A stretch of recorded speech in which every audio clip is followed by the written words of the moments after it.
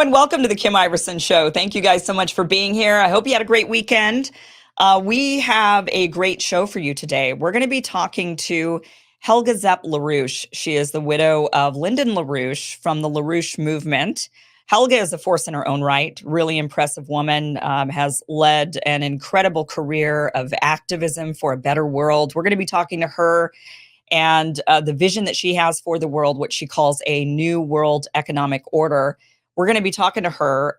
You might know Lyndon LaRouche. He passed away 5 years ago, unfortunately, but as the founder of the LaRouche movement, was a very powerful force, even though the elites and the establishment tried to smear him as a conspiracy theorist and tried to smear the LaRouche movement as one that was fringe and had few members and wasn't very popular, as they advocated for less war, a better economic future. They had smart plans, common sense plans that make sense if you're not a warmonger.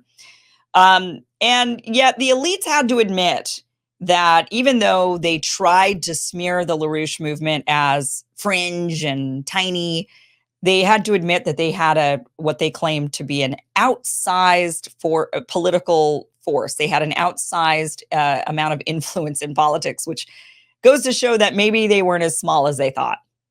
Goes to show that maybe the movement, the anti-war movement, the movement for peace, for a better world, for a better economic future, might be more popular than they'd like to admit.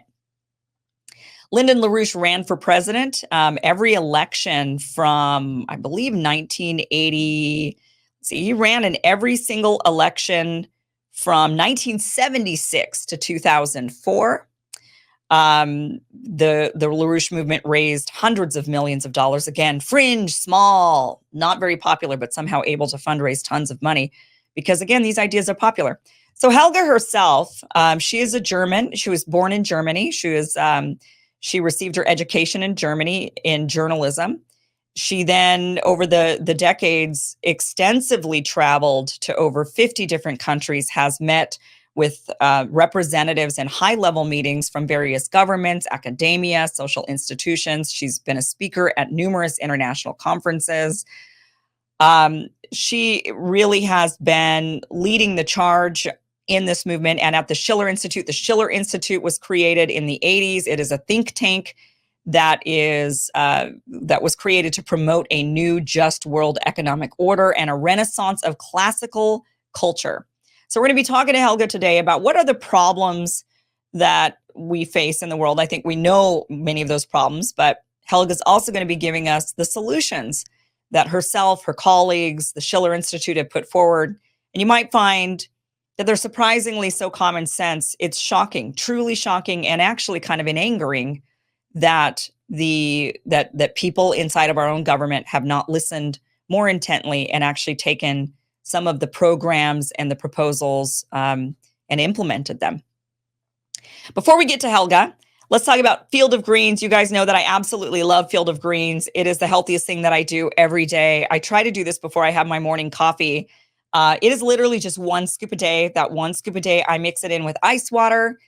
For me personally, you can mix it into iced tea. You can put it into a protein shake. There's a variety of ways that you can take your daily Field of Greens, but this is the easiest way to get all of your fruits and vegetables into your diet. Field of Greens is made from whole organic fruits and vegetables that have been carefully selected to promote the best health. So this is for vital organ health. So it's going to help you with your heart. It's going to help you with your liver. It's going to help you with all of the functioning to really make sure that your body functions at its best when it receives all the nutrients that it should from all of the fruits and vegetables that we're supposed to be getting, but we're not. We don't. So Field of Greens is a way that I stay healthy. I promise you're going to love this product. I really like the lemon lime. It tastes great. It's a watery consistency. It's not thick and gloopy green drink. Really does taste great. It's refreshing. But for any reason, if you don't like it, they will give you 100% of your money back guaranteed. I've got 15% off for you. You just go to fieldofgreens.com and use the promo code Kim.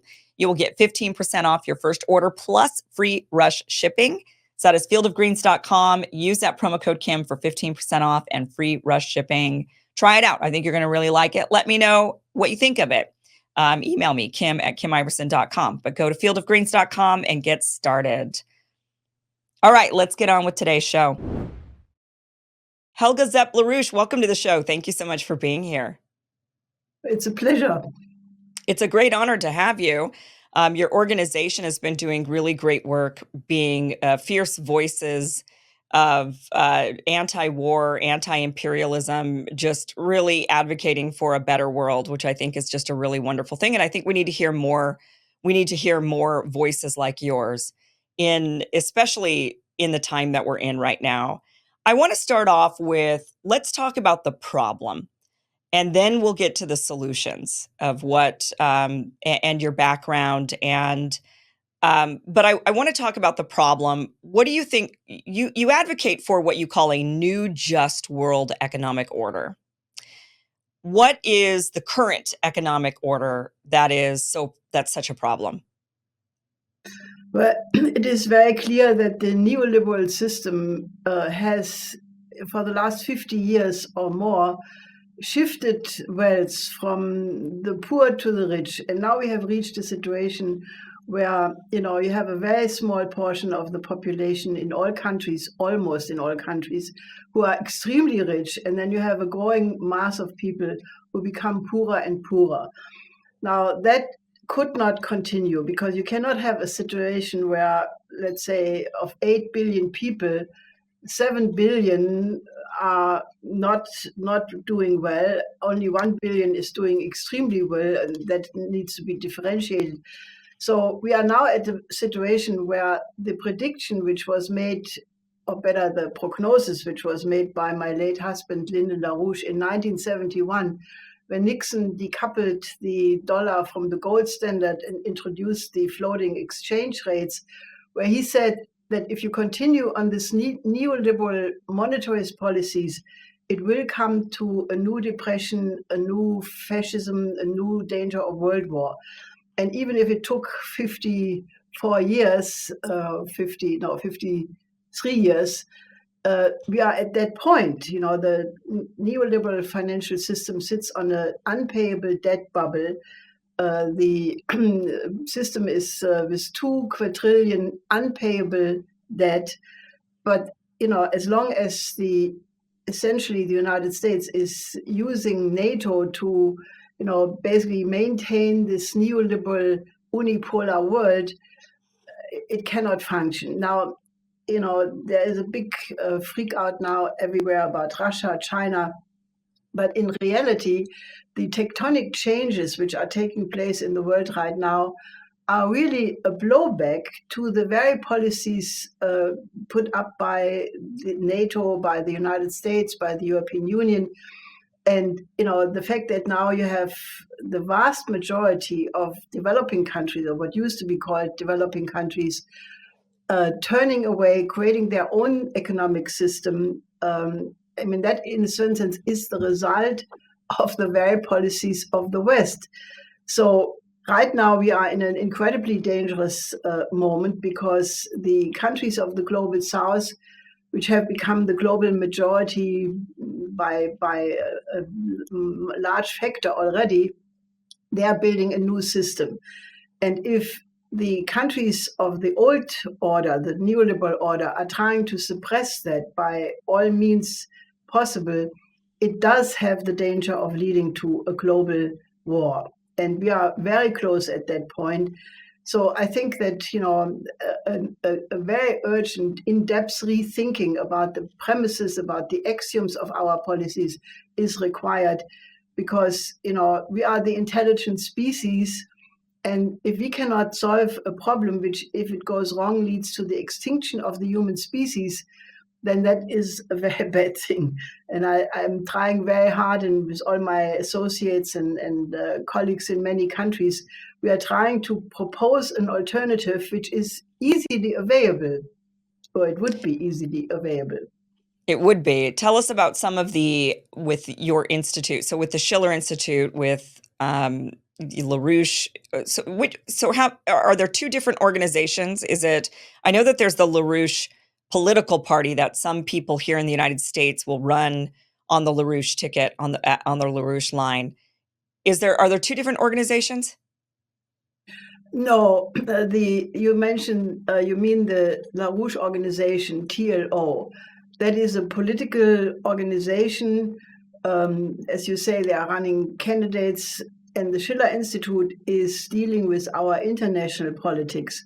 But Okay, I would say that concerning the content, there is no difference. got it. Okay.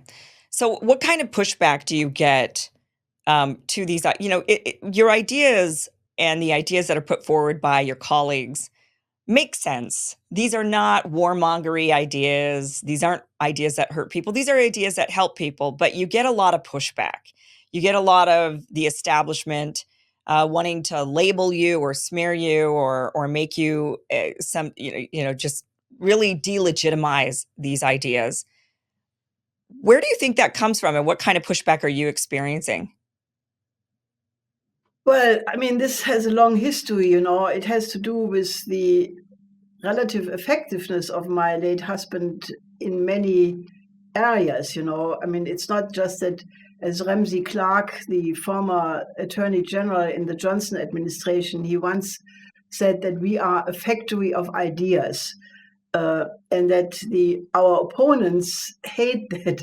You know, they don't like people who are not conform. They don't like people who take the right to produce original ideas and offer solutions to problems, because they think everything should be in the hands of people who are, you know, pragmatic, bureaucratic establishment. You know, you have rules, the so-called rules-based order.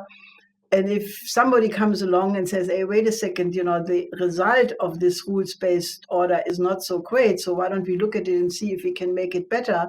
That gets some people very upset. And since we in the past have been extremely efficient here and there, for example, you know, we worked with President Lopez Portillo of Mexico on a program of Latin American integration, which he started to implement. We worked with Indira Gandhi on a 40-year development plan for India, and she started to implement that.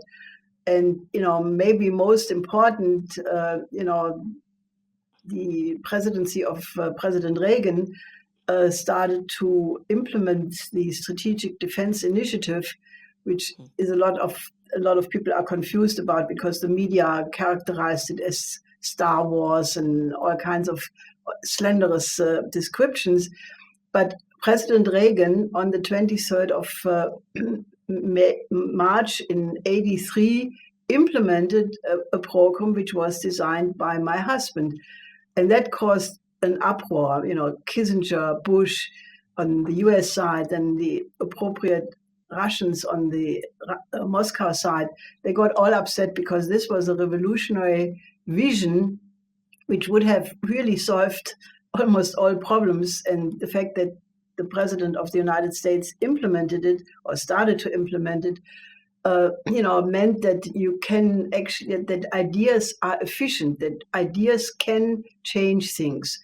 So, you know, there are many more issues. You know, I mean, if you think that the entire system, you know, the wealth of Wall Street, of the City of London, of the system which has become more and more one based on speculation and not production, that what we propose may be good for the common people, but those super wealthy speculators, they don't like it so much.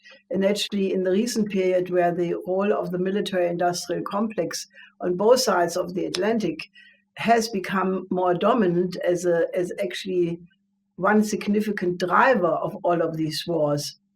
If somebody says, let's have a global peace plan, and actually makes concrete proposals how it can work, then again, a whole bunch of people are getting very upset.